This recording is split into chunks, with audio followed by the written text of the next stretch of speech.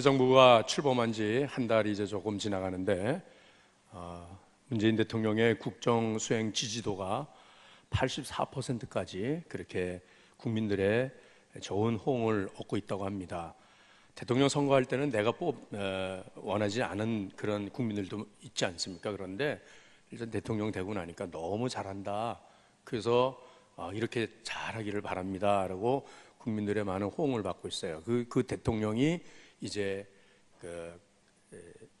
내각을 구성하기 위해서 장관들을 임명하고 국회에다가 인준해달라고 그렇게 내놓지 않았습니까? 그래서 지금 이제 국회에서 이 장관 인준 청문회를 지금 진행하고 있는데 제가 그 청문회를 이렇게 보면서 참 말들 참 잘한다. 그런데 그 말들에 대해서 그렇게 썩 동의가 되지 않는 그런 사람들이 많이 있는 것 같아요. 말만으로 되는 게 아닌데, 그런데 그 말이라고 하는 거는 듣는 사람이 공감을 해야 되고, 그리고 또 수긍도 하고 이러면서 그 말의 진정성에 대해서 이제 사람들은 그것을 증명해 줄 수 있어야 된다는 거거든요. 그런데 국민의 민의를 대변해야 될 국회의원들이 국민의 민의보다는 자기 소속당의 그런 얄팍한 당리 당락에 의해서 이런 청문회를 하면서 지금 발목 잡기를 한다거나 뭐 낙마를 시키기 위해서 아주 계획적으로 뭐 그렇게 한다. 그러면은 국민들이 지지를 안 해주고 있는 거거든요. 어쨌든지 참 말은 참 잘한다.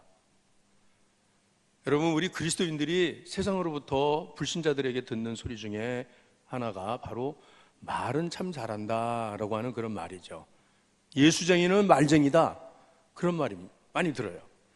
그런데 여러분, 말을 잘한다는 것보다는 왜 예수쟁이는 말쟁이냐라고 하는 그 평판을 받냐면 말을 많이 하는 것 때문에 그랬어요. 말을 많이 하는 거. 그 많이 하는 말이 은혜가 되어지는 말, 덕이 되는 말, 또 상대방을 격려해주고 위로하고 용기를 주는 그런 말보다는 어떨 때는 상대방의 마음을 아프게 하는 말, 은혜가 되지 않는, 덕이 되지 않는 이런 말들을 될 때에 사람들은 예수쟁이, 말쟁이라고 하는 그렇게 딱지를 붙이는 것이고요. 그 예수쟁이는 말쟁이라고 그러한 그 평판을 받는 중에 제1호가 누구냐면 바로 목사님들입니다. 목사. 교회에서 말을 제일 많이 하는 사람이 누구예요? 목사죠, 목사. 목사가 말을 제일 많이 해요. 그러다 보니까는 그 목사의 말이 성도들에게 공감을 일으키고 또 동의하고 그리고 그 말씀에 은혜를 받습니다 하고 그 말씀으로 변화된 삶을 살아갈 수 있는 그러한 말이 되기보다 혹이라도 성도들 가운데는 에이, 우리 목사님 말은 참 잘하네, 말은 참 잘하네 라고 하지만 그 말에 도무지 나는 동의가 안 돼, 나는 아멘이 할 수 없어 라고 한다고 하면 여러분, 저는 참 불행한 목사예요. 그 불쌍한 목사가 되고 마는 거예요. 그러니까는 여러분들이 이 목사를 참 불쌍하고 불행한 목사로 만들어 주시지 않으려면 여러분들이 제가 이 단에서 말씀을 전할 때마다 여러분들은 그 말씀을 들으면서 좀 고개도 끄덕끄덕 이렇게 해주시고 그리고 좀 아멘도 좀 해주셔야 그래야 제가 말쟁이 목사가 되지 않는다 이 말이에요. 말은 개떡 같은 말을 해도 그 말을 듣는 여러분들은 찰떡같이 좀 들어보라 이 말씀이에요. 그러면 그 말이 내게 영의 양식이 되는 것이고 피가 되고 살이 되는 말씀이 되는 그 말인 줄 믿습니다.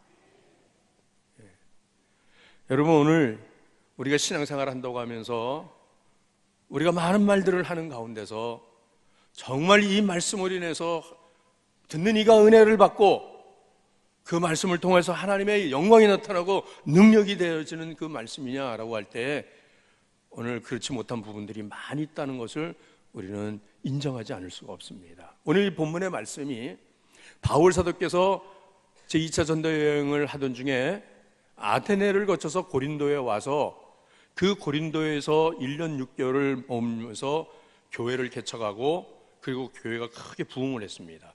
그리고 바울 사도는 순회 전도자였기 때문에 교회를 떠났고 그리고 후임 목회자가 와서 그 후임 목회자가 아볼로라고 하는 성경학자입니다. 이 아볼로가 와서 이제 교회를 계속해서 목회를 이끌고 나가는데 바울 사도에게 들려오는 고린도 교회 소식이 참 안타까운 그런 소식이었습니다. 왜냐하면 교회가 파당이 생겼다는 거야. 파당이 교회 안에 분파가 생겨가지고서 4개의 파당이 있더라는 겁니다. 바울 사도가 시작했으니까 바울파, 그 다음에 게바파라고 베드로파, 저 예루살렘 사도 베드로를 통해서 복음을 듣고 이 고린도에 들어온 그런 사람들 중에 게바파라고 하는, 베드로파라고 하는 그런 교인들도 있고, 그 다음에 후임 목회자 아볼로가 와서 말씀을 가르칠 때 그 아볼로를 통해서 하나님 믿게 된, 말씀을 알게 된 그런 사람들이 아볼로파라고, 그리고 아볼로파, 게바파, 또 바울파 이런 사람들이 서로 다투는 그런 거, 우린 무슨 이 파도 저 파도 아니다, 우리는 예수파다 그리스도파다 그러는 사람들로 인해 갖고 교회가 막 서로 지지고 볶고 다투고 싸우고 막 그러더라는 거예요. 그런 그 현실을 보면서 바울 사도께서 이 고린도 교회 보내는 첫 번째 편지 고린도전서가 오늘 특별히 누구를 경고하고 누구를 깨우치고자 하신 말씀이라면 교회 안에 말 많은 사람들, 그런 자들을 이 바울 사도께서 이 사람들을 경계하기 위해서 지금 오늘 이 말씀을 하신 거예요. 특별히 그 사람들의 주류가 어떤 사람들이었냐면 바로 아볼로파 교인들이었습니다. 이 아볼로는 말씀드린 것처럼 그는 성경에 능통한 성경학자였습니다. 사도행전 18장 24절에 보면은 이 사람은 언변이 좋고 성경에 능통한 자였다 그랬어요. 성경 말씀 잘 알아요. 아주 말씀을 잘 쪼갠다 그래요. 표현이 잘 쪼갠다 그러죠. 또박또박 말씀을 먹여준다 그러죠. 그런데 문제는 뭐냐면 이 사람은 성령을 받지 못, 성령에 대한 체험이 없는 사람이에요. 그래서 이 고린도에 오기 전에 이 아볼로는 에베소라고 하는 도시에서 거기에서도 전도를 해서 많은 제자들을 얻었는데, 바울 사도께서 이 에베소에 갔을 때 이미 거기 예수 믿는 사람들이 있더라는 거예요. 제자들이 있어서 가서 물어봤어요. 여러분들은 예수를 믿을 때 성령을 받았습니까? 라고 물으니까 그들이 어깨를 으쓱하면서 성령이요? 성령이 누굽니까? 성령이 뭡니까? 예수를 믿는다고 했는데 성령을 모르는 자들이었다는 거야.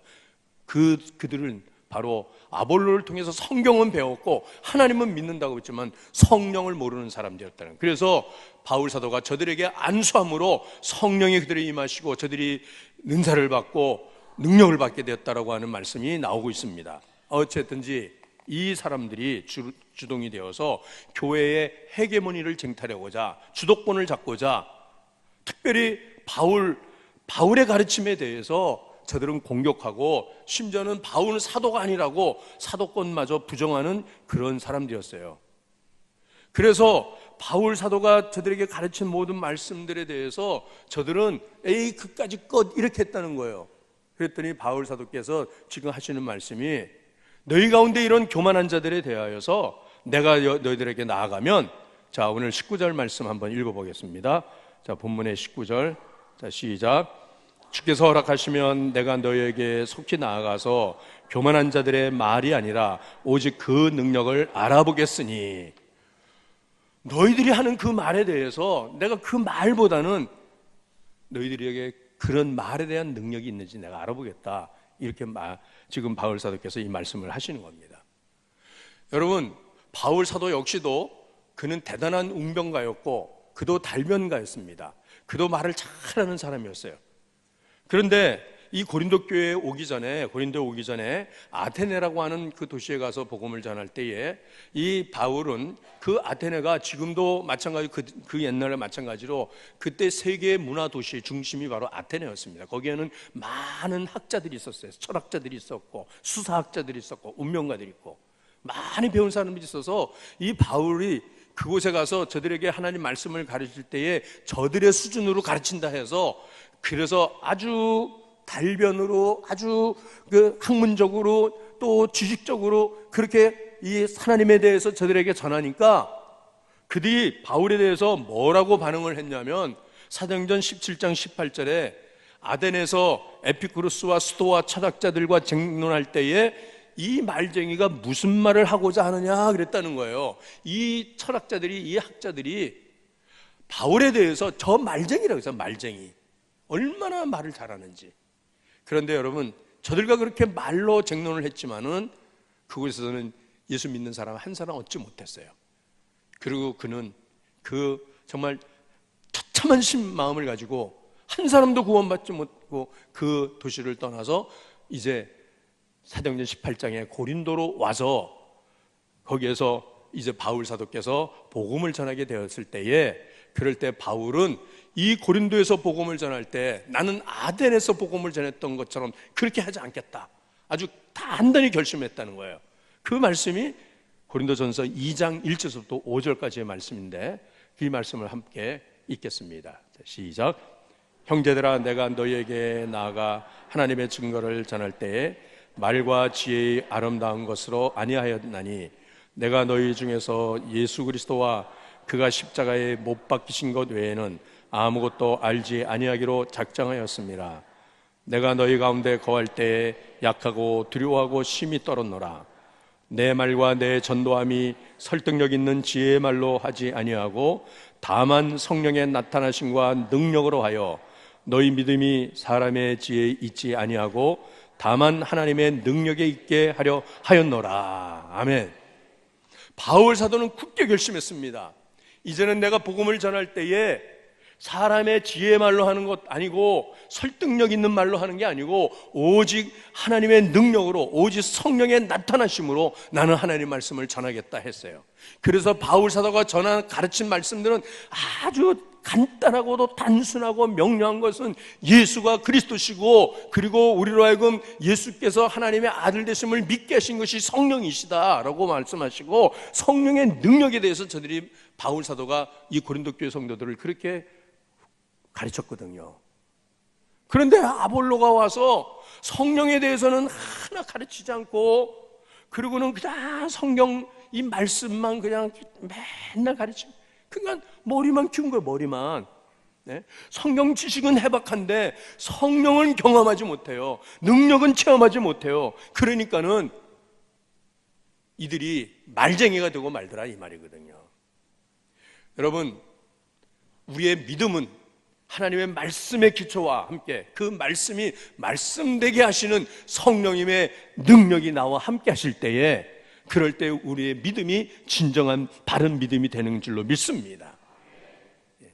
오늘도 우리 성도들 가운데는 글이니까 내가 글은 읽을 수 있지 하고 성경은 읽지만은 이 성령의 감동으로 되어진 것임으로 인해서 이 성령의 감동을 통하여서 말씀을 들을 때, 말씀을 받을 때 아멘이 되어지고 은혜가 되어지고 이 말씀이 능력으로 나를 변화시키는 그런 말씀이 되어야 되는데, 그것을 경험하지 못하는 성도들은 교회 안에서 어떤 역할을 하냐면 아볼로파 교인들처럼, 그리고 교회 안에 몰래 들어온 거짓 성경 교사들, 또한 이단들, 이런 사람들처럼 교회 안에 분란을 일으키고 말썽을 일으키고 교회의 하나됨을 해치는 이런 모습이 되고 만다는 것입니다.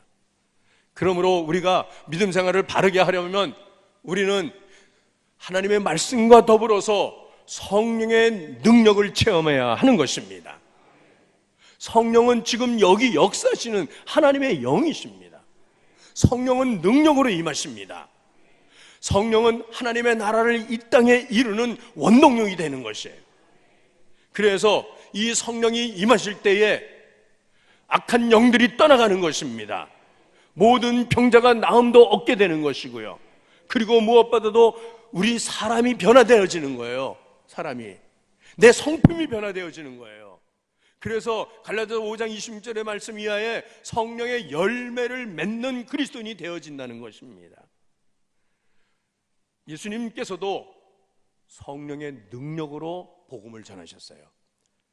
사도행전 10장 38절 말씀에 하나님이 나사렛 예수에게 성령과 능력을 기름 붓듯 하셨으며 그가 두루다니시며 선한 일을 행하시고 마귀에게 눌린 모든 사람들을 고치셨으니 이는 하나님이 함께 하셨습니다. 하나님의 나라가 이루어지는 것은 바로 성령이 임하실 때 하나님의 나라가 임하는 것입니다. 그러므로 우리는 성령의 능력을 사모하시되 오늘도 예배하는 이 자리에서 단지 목사의 설교로 듣는 것이 아니라 이 말씀을 통하여 성령님의 능력을 체험하시고 성령님의 기름 부으심을 받는 이 시간이 되실 수 있기를 바랍니다. 오늘 우리 교회의 수많은 문제의 그 원인은 성령 받지 못한 그리스도인들이, 성령 받지 못한 교인들이 사역을 한다라고 할 때에 거기에서 많은 문제들이 생기고 갈등이 생기고 다툼과 싸움, 분쟁이 일어난다는 거예요. 어떤 분이 이런 말씀을 했습니다.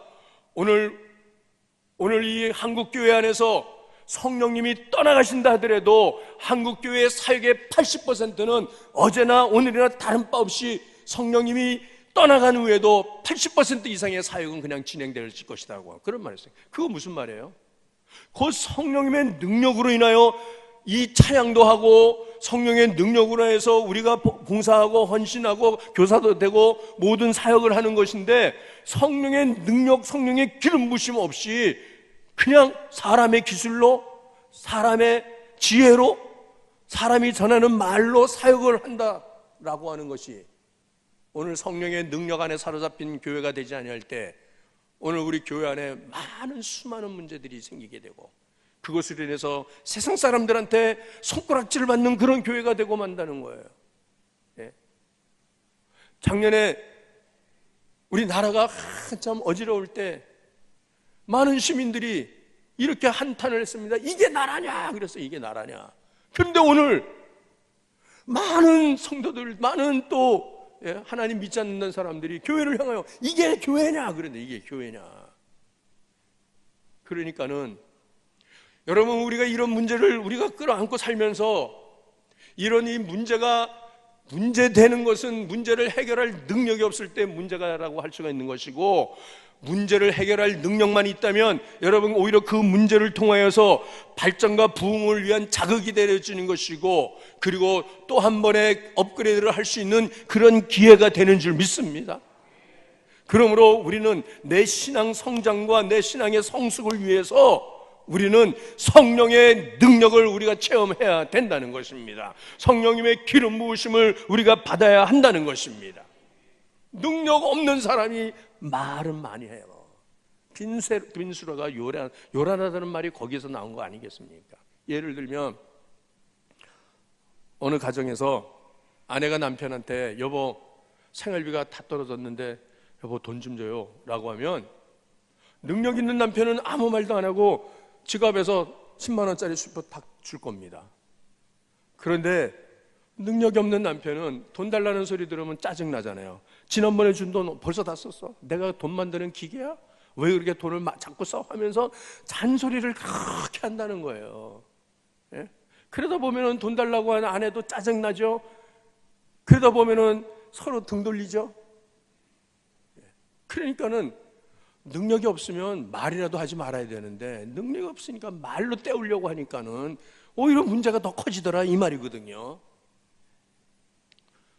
사회에서도 지위가 높은 사람들은, 실력이 있는 사람들은 그렇게 말 많이 안 하죠.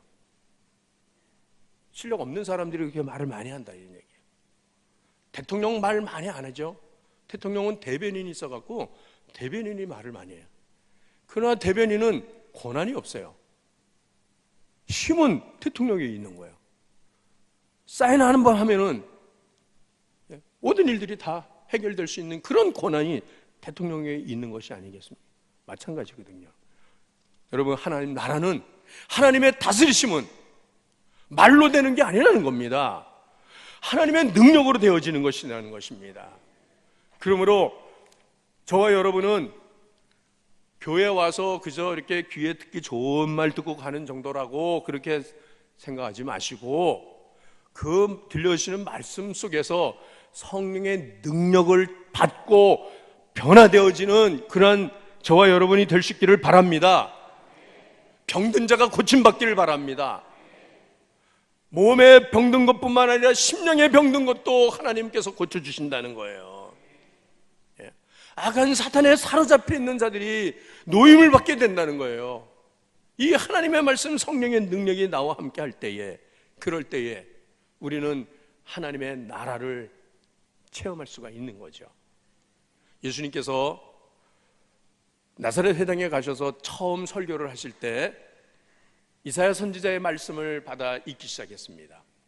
이사야 선지자의 말씀은 바로 복음의 능력을 말씀하는 것인데, 누가복음 4장 18절 19절에 나사렛 회당에 들어가신 예수님께서 읽으신 이사야의 말씀, 그 말씀을 함께 읽겠습니다. 자, 시작.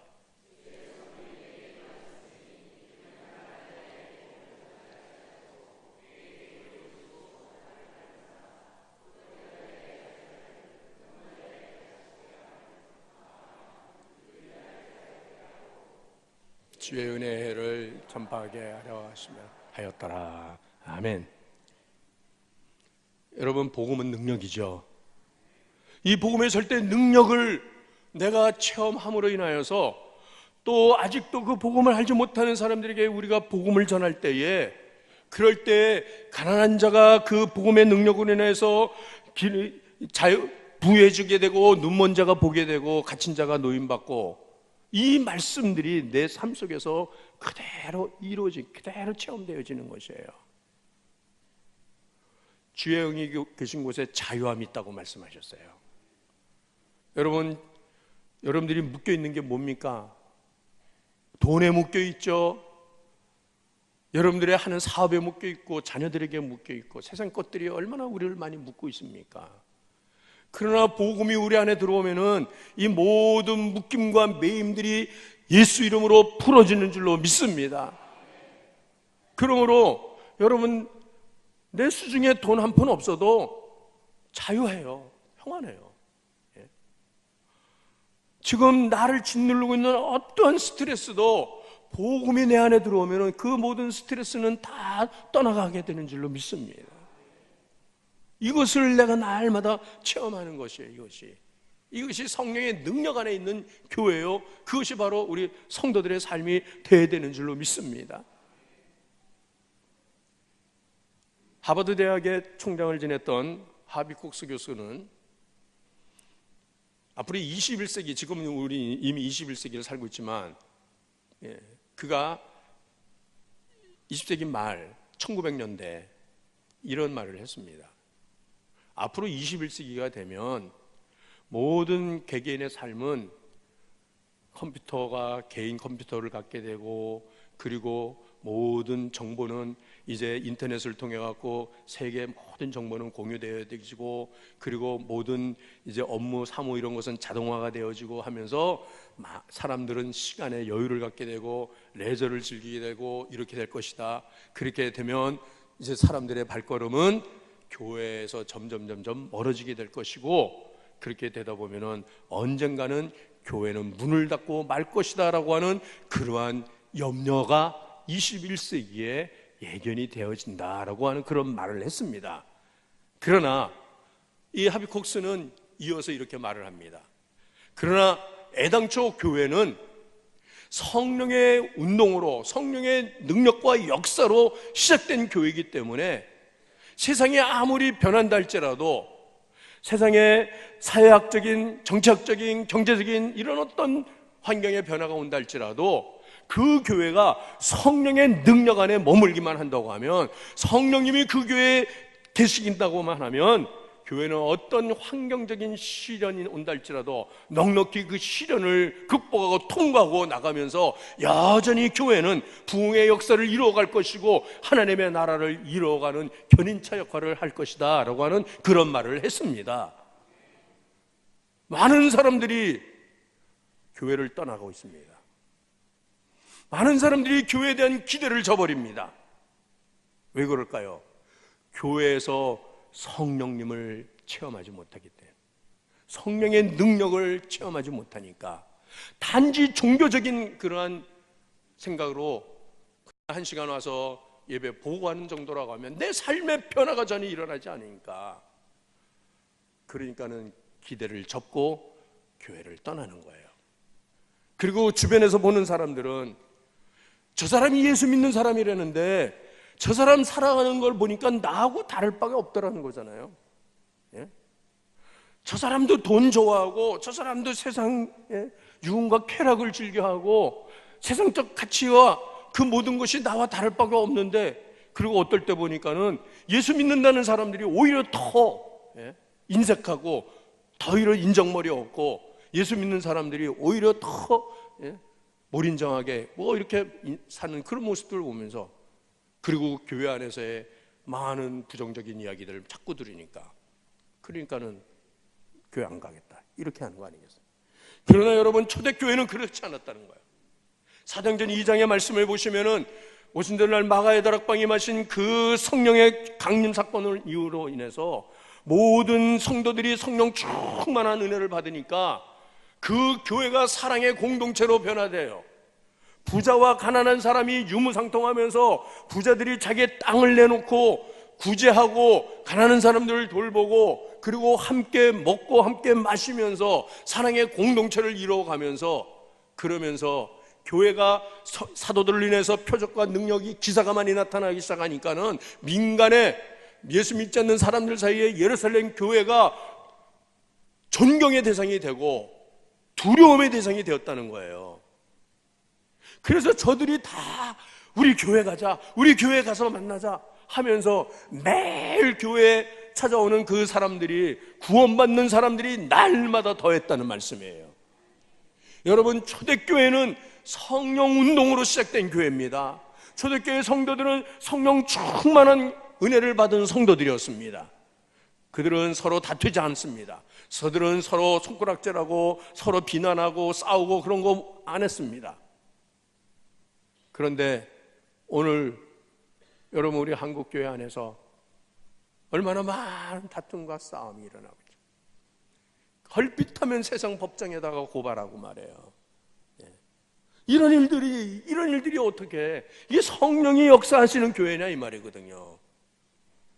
그러므로 우리 사랑하는 진광의 가족 여러분, 교회 되기 위해서는, 교회가 복음을 전하는 증인된 교회가 되기 위해서는 저와 여러분이 다 성령의 능력 안에 있어야 되는 것이고, 나를 통해서 성령의 역사가 계속되는 교회가 되어야 될 줄로 믿습니다. 어떤 신학자들은, 어떤 목사님들은 초대교회에 있었던 이런 성령의 역사는 이제는 끝났다, 기적 중단, 은사 종료 이런 거를 말해요. 무슨 병자에게 손을 얹는다고 낫냐? 그때는 그런 일이 있었지만은 지금은 병원이 있고 약도 있고 의사들도 있는데 가서 다 치료받으면 되지 뭐 무식하게 손을 얹어서 낫냐고. 지금 무슨 뭐 귀신을 쫓겨내냐고. 그러면서 성령의 역사를 비난하고 오히려 성령의 역사하심을 그 왜곡되게 하는 그런 사람들이 있어서 마치 아주 자기들의 믿음은 고상하고 아주 경건하고, 그래서 아주 저들이 점잖게 예수 믿는 사람들이라고 그렇게 스스로 자신들을 그렇게 착각하는 그런 사람들이에요. 오히려 성령의 역사가 나타나는 교회를 비난하고 손가락질하고 이단이라고 말하는 이런 무식한, 영적으로 무식한 자들이 오늘날 우리 한국교회를 망가뜨리는 이러한 악한 자들이었습니다. 예수님 당시도 똑같았어요. 예수님 당시도 예수님께서 사역하실 때 많은 병자를 고치시지 않습니까? 귀신들이 쫓겨나가지 않습니까? 사람이 변화되지 않습니까? 그런 걸 보면서 당시에 기득권자들이, 바리새인들, 서인관 장로들이 뭐라고 말합니까? 저 예수, 저거 바알세불 귀신에 사로잡혀서 저 일을 한다라고, 저 짓을 한다라고 그렇게 칠란했어요. 그렇게 비난했어요. 그럴 때 분명히 하나님의 말씀은 뭐라고 말씀하십니까? 이 예수님께서 행하신 모든 일들, 누가복음 11장 20절 말씀에 보면은, 그러나 내가 만일 하나님의 손을 힘입어 귀신을 쫓아낸다면 하나님의 나라가 이미 너에게 임하였느니라 라고 말씀하세요. 세례 요한은 예수님의 오시는 길을 준비한 사람이에요. 예수님께서 공생에 시작하시자 세례 요한은 헤롯에 의해서 체포가 되어지고 감옥에 갇히게 됐어요. 그런데 예수님께서는 이 세례 요한을 찾아가 보지 않습니다. 그럴 때에 이 세례 요한이 실망을 합니다.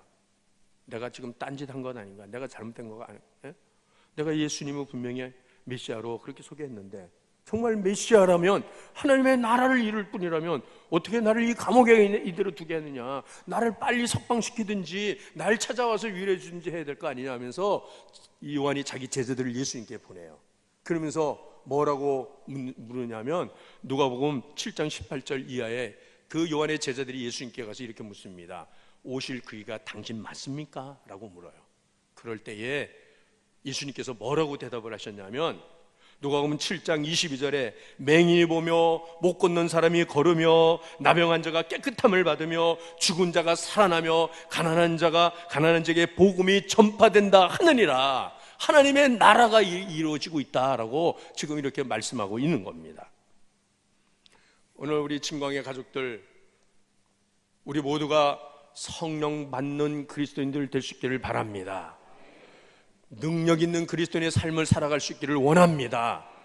이것은 우리가 귀신을 쫓아내고 병을 고치고 하는 그런 어떤 사역의 능력이라는 것보다도 내가 변화되는 삶을 살아야 되는 거예요. 내가 그리스도인의 삶으로서 그리스도의 향기를 바라면서 내 삶의 인격이, 내 삶이 열매 맺는 삶을 살아야 된다는 거예요.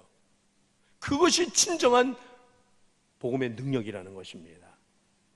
그래서 예수 믿기 전에는 그렇게 강팍했던 사람이, 그렇게 인정머리 없던 사람이, 그렇게 교만했던 사람이 예수님을 믿으니까는, 성령을 받으니까 그가 사랑의 사람이 되는 것이고, 온유한 사람이 되는 것이고, 용서하는 사람이 되는 것이고요, 그로 인하여서 화평의 열매를 맺는 사람이 되는 것이고, 그가 인내하는 믿음을 갖게 되는 것이고, 절제하는 신앙을 갖게 되는 것이고, 성령의 9가지 성품의 열매를 주렁주렁 많이 맺는 그런 성도들이 되는 줄 믿습니다. 그들이 나가서 복음을 전할 때 그 말씀을 듣는 사람이 마음이 열리는 거예요. 그들이 전하는 말씀에 성령의 기름 부으신 게 능력이 나타나게 되는 것이에요. 그래서 많은 사람들이 복음의 증인들을 통하여서 하나님 앞에 돌아오는 구원의 역사가 일어나고 있지 않습니까? 예수님께서 제자들과 마지막 헤어지기 전에 만찬하시면서 이런 말씀하셨어요. 요한복음 14장 12절에 내가 진실로 진실로 너에게 이르노니 나를 믿는 자는 내가 하는 일을 그가 할 것이요 그도 할 것이요 또한 그보다 더 큰 일도 하리니 라고. 내가 하는 일을 그도 할 것이요, 예수님께서 하신 일이 뭡니까? 천국 복음을 전파하시고 하나님 말씀을 가르치고 병든 자와 귀신 들린 자를 고치신 이 3대 사역을, 이것을 우리가 어떻게 할 수 있을까요? 성령의 능력으로 할 수가 있는 것입니다. 또한 이보다 더 큰 일을 할 것이라고 말씀하셨습니다. 여러분, 우리 교회 모일 때마다 성령의 능력이 나타나는 우리 교회가 될 수 있기를 간절히 원합니다. 우리 셀 식구들이 모일 때마다 그곳에 성령의 기름 부으심이 넘치는 자리가 될 수 있기를 원합니다. 그래야 할 때에 여러분, 나 한 사람 한 사람이 그리스도의 사람으로 변화되어지고, 내가 변할 때 우리 가족들이, 우리 가정이 변화될 줄 믿습니다. 여러분, 우리 가정이 변화되어지고, 우리가 사는 이 이웃이 변화되어지고, 이 나라가 변화되어지는, 이 나라에 하나님의 나라가 세워지는 귀한 은혜가 우리 모두에게 있기를 주의 이름으로 축원합니다. 하나님의 나라는 말에 있는 것이 아니라고 분명히 말씀하셨습니다. 하나님의 나라는 능력에 있는 것이다. 하나님, 이 능력을 날마다 체험하게 하여 주옵시고, 기도할 때 성령의 기름 부으심이 넘치는 우리 교회, 우리 성도들이 되어지게 하시고, 그래서 우리가 나가서 복음을 전할 때 모든 사람들이 그 말씀 속에 역사하시는 성령님의 능력으로 저들이 다 복음을 받고 주님 앞에 돌아오는 구원의 역사가 일어나는 우리 교회 될 수 있기를 위해서 이 시간 함께 기도하겠습니다. 하나님, 저희가 말로만 하는 그리스도가 아니라 그 말씀 속에 능력이 나타나는 그리스도인으로 살게 하여 주옵소서. 오직 성령과 능력으로 큰 확신으로 내 삶을 세우게 하여 주옵소서. 우리 기도하겠습니다.